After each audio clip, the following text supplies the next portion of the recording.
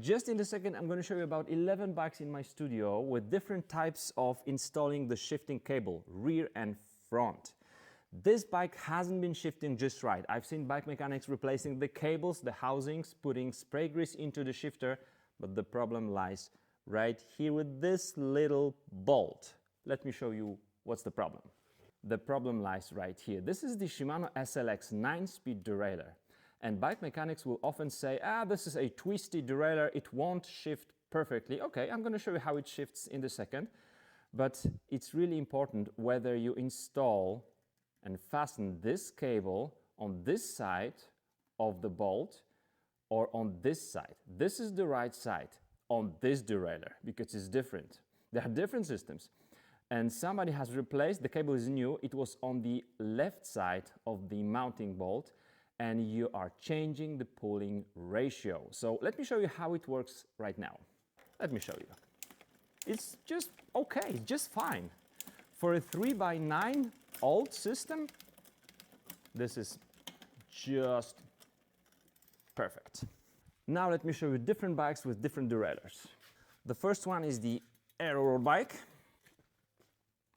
You're buying a carbon road bike on Shimano 105 group set, and the front derailleur doesn't have the trimming. Why so?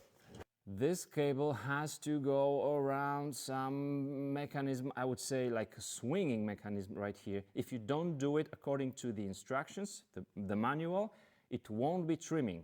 At the very least, maybe it won't be even shifting. And the cable on this 105 rear mech has to be fastened on the left side of this fastening bolt, unlike on that SLX where it was on the right one. This is my own build, Cannondale Cat 10 on the 10-speed Ultegra, and it has completely different system than the newest Ultegra. The cable goes back right here, and it has to be fastened like this. The front 10-speed Ultegra has the left side fastening, and on some newer derailleurs, it will go inside and like this. There's a little thing right here, and it says cable in, and you go like in the S shape with the cable. Here we've got two beautiful CDE bikes from Fido. On the small one, we've got the cable going on the left side. On the bigger one, just the opposite, on the right side of the bolt. On my repainted Merida 96, we've got the SRAM derailleur, and the cable goes from the inside around the bolt to the outer side of it. Here is some budget gravel bike on Shimano Claris. Okay, this is nothing new, but here on the front Claris derailleur, you will be thinking, should the cable go around this little thing or below it? Okay, manual. And here I made the e-bike conversion, and the cable doesn't even go to the front derailleur here, but to the left side of the bike.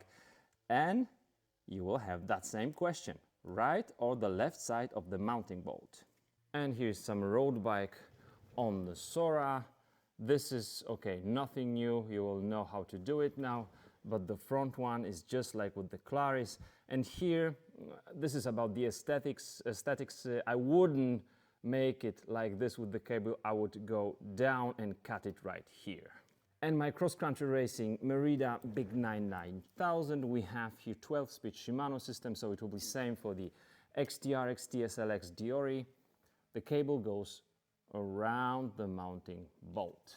So if you don't have internet access at the moment or someplace, try to find that groove for the cable and just think what the engineers have had in mind. Some weird systems will be different, but on most of the SRAM and Shimano derailleurs now, you wouldn't have any problems. One more thing, the more gears the cassette has, the more important it is also that B-screw, which will adjust the distance or the gap between your derailleur pulley, the guide pulley, and the cassette. 2 out of 3 bikes that come to my workshop in the 12-speed systems have that made wrong. It will also screw the shifting. That's it for this episode. Thanks for watching. See ya.